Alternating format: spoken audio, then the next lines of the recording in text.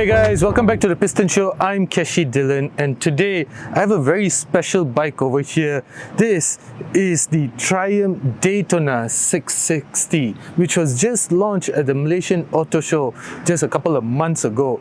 It's priced at 49,500 ringgit, and it's basically the cousin to the likes of the Triumph Tiger, the Sport 660, as well as the Trident 660. And it marks a significant shift in Triumph's product strategy, because the last time Triumph actually built a mass production full fairing bike was back in 2017. I once had a Daytona 675R, and it was one of the best motorcycles that I've ever owned in my entire motorcycling career. This though sort of reminds me of that, but then at the same time it shows me a couple of things which I think could be better from this bike.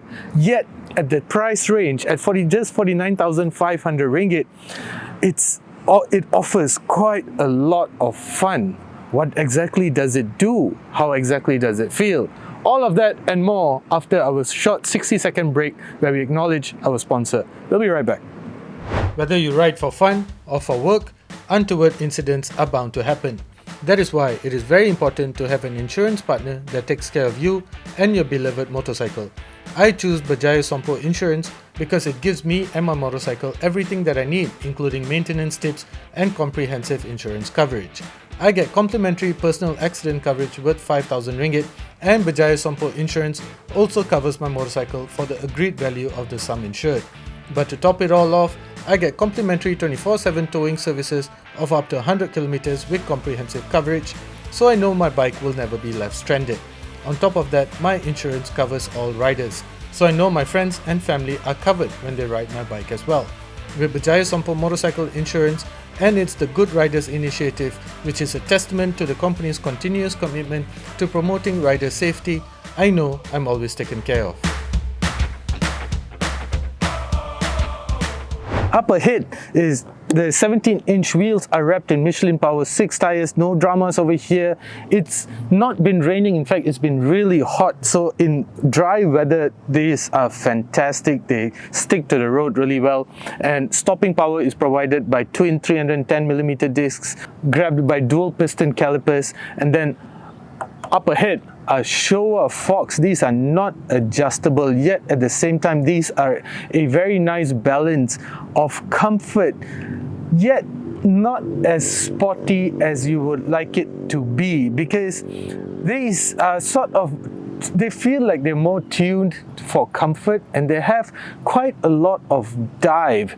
But on normal roads, over potholes, uneven roads and all, in terms of comfort, they're brilliant.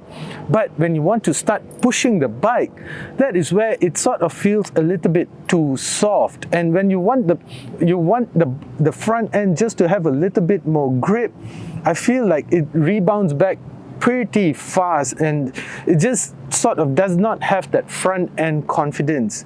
But then again, having said that, in terms of everyday comfort on long distances and such, I feel that the suspension is just spot on. For the upwards, you get LED headlights, which are quite normal. Design-wise, it looks really good. It sort of still has that 675-ish design with the smallish headlights and such, but then it's a clear evolution of that bike. And then up ahead, you get a 14-liter tank over here. You get a digital LCD screen, and software includes the likes of traction control, 3 riding modes, and the practicality of this is that switching riding modes is just really easy, and it's something that you can do even on the fly. For the handlebars, over here you get a triple clamp, and keep in mind that this is the full fat version of the Trident 660, which is the naked version of this bike. But this seems to have a more comfortable sitting position, because in terms of the handlebars, they're placed further upwards, slightly outwards, and they just feel it just feels like a more comfortable sitting position as compared to the Triumph 660. Even the seat is just placed 810 millimeters off the ground. There's even a low seat option, which if I'm not mistaken, is placed at about 790 or 760 millimeters off the ground. So in terms of riding dynamics, it just feels very spot on. In fact, I think this is even sort of very well suited to riding long distances as well, even though this is a middleweight sport bike. It feels, dare I say it, comfortable. Even the seat is soft and plush. This is something that I really like. And even coming here towards where we are shooting today, cruising at some very illegal speeds, not very difficult even with the windscreen up ahead. I was just at speeds of about 120, 130 kilometers per hour. I was still quite comfortable. But a big part of the Daytona's character is provided by the engine. A 660cc 3-cylinder engine making 95 PS and 66 Newton meters of torque. You might be thinking, Keshi, what do you mean? Because this is the same engine found in the Triumph Tiger Sport 660, the Triumph Sport 660, as well as the likes of the Trident 660. It might be the same engine, except the internals of it has been revised. You get new pistons, you get new cylinder heads with revised exhausts, as well as a new crankshaft, among many others. So technically in here you get more power, and according to Triumph, a lot of that power, in fact 80% of all the torque that the Daytona 660 produces, is available from just 3000 plus RPM, meaning that you can sort of short shift this bike for a more relaxed riding character. So you don't always have to keep the engine on boil. You can just rely on the torque of this engine and get up to speed anytime that you would like to. Hey guys, what are some of the things that you consider when choosing a petrol brand? For me, I make sure that the petrol can keep my engine clean and also give me better mileage. I'm sure everybody thinks about this when choosing a particular brand. With BH Petrol's Infinity RON 9504M, you get precisely that. It has special German additives that reduces the amount of deposits that build up in your engine over the long term, keeping it clean.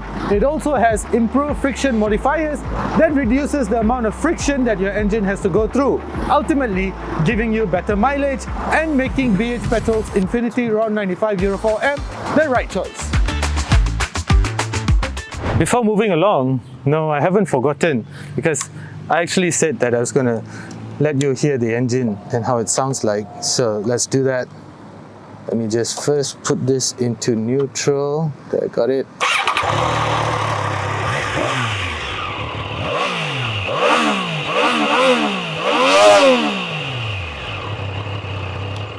Yeah, that sounds really good.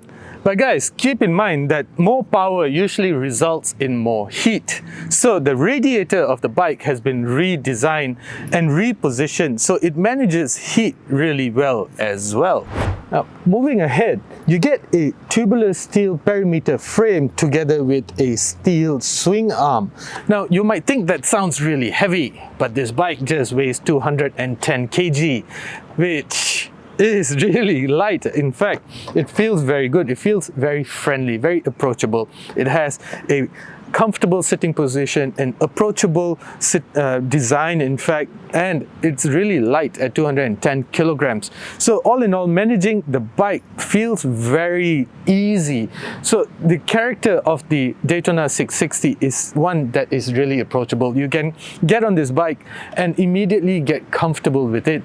The clutch, for one, has a very high biting point, which I don't quite like. I like a lower biting point, which is easier for me personally to manage. Higher biting points, not my type. Anyway, you get another Showa monoshock at the back, adjustable for preload, and braking duties for the back wheel are managed, which by the way measures in at 17 inches as well. So the braking duties for the back for the back wheel is managed by a 210mm disc. Now in terms of safety, as I said, you get traction control, but on top of that, you also get dual channel ABS. Now in case you are the type that likes to attack corners or likes to go for track days and all, you'll be happy to know that the traction control can be turned off. So that's a once over about what the bike has to offer. But how does the bike feel like to ride? As I was saying earlier, it's a very easy, comfortable bike to ride. It's one that offers decent performance as well. The tires are more than up for it. The engine is just spectacular. I love the character of the engine. It does have an optional quick shifter. I think it's Triumph calls it Quick Shift Pro or something like that, but it's available as an option. I'm not sure how much it costs in Malaysia, but besides all of that, it's a very approachable bike. The suspension though is better suited to comfort rather than all-out attack mode. Having said that though, this is a bike that you buy if you want to commute.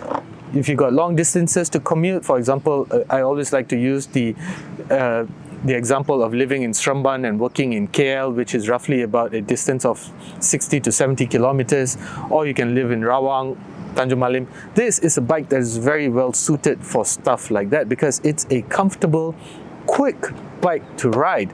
And when you want to go corner carving on the weekends, it's more than up for it. This is a bike that you can attack some corners as well as do the occasional track days with. So it's very well suited to stuff like that. I do, however, suspect that Triumph may introduce a Daytona 660R version with Olin suspension, Brembo brakes, just like they did with the 675R, which I again once owned. It was fantastic. It allowed a level of customization that the Daytona 660 still does not seem to have, and something that I miss.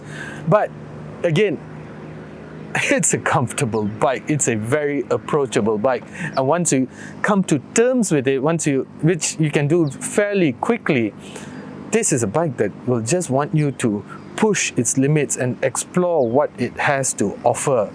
And once you start doing that, that's when you'll start reveling in the entire Daytona 660 experience. But what if you are on the taller side of the spectrum? I'm about 5 feet 11, and as you can see, it's not a bad place to be. The cockpit of the bike is fairly roomy. It's easy to get comfortable. But then again, I'm a person that prefers a taller sitting position.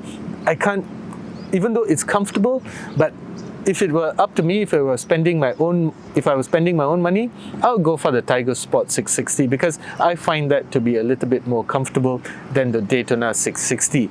Other than that though, that's probably my only gripe about the bike, that I would just like a little bit more legroom. Besides that though, the Daytona 660 is absolutely spot on. So at 49,500 ringgit, I feel that this is a better proposition than the Trident 660. And if you are the type, the sportier type, the sports touring type, then I guess the Tiger Sport 660 will be better. But what about the competition? The Daytona 660 goes up against the likes of the Aprilia RS 660, and that costs over 70,000 ringgit. And then you have the others as well, like the Kawasaki Ninja 650, the Honda CBR 650, the Yamaha R7, and the middleweight sports bikes. But at this price range, it's a very good proposition. In fact, it is a nice balance of comfort, fun, even clever electronics. I like the fact that it has accessible riding modes. Why do I use the word accessible? Because I like how easy it is to switch between riding modes. It's just a couple of glances away and you are done. So in my books, the Triumph Daytona 660 is a really nice bike. It offers everything that you would want in a middleweight sport bike. But if I were to spend my own money, I would save that 4,000 ringgit and go for the Tiger Sport 660 simply because I find that to be more comfortable. Anyway guys, let me know what you think about the Daytona 660. For me, it offers decent value for money. Let me know what you think in the comment section below. As usual, thank you for watching. Do consider subscribing. Thank you.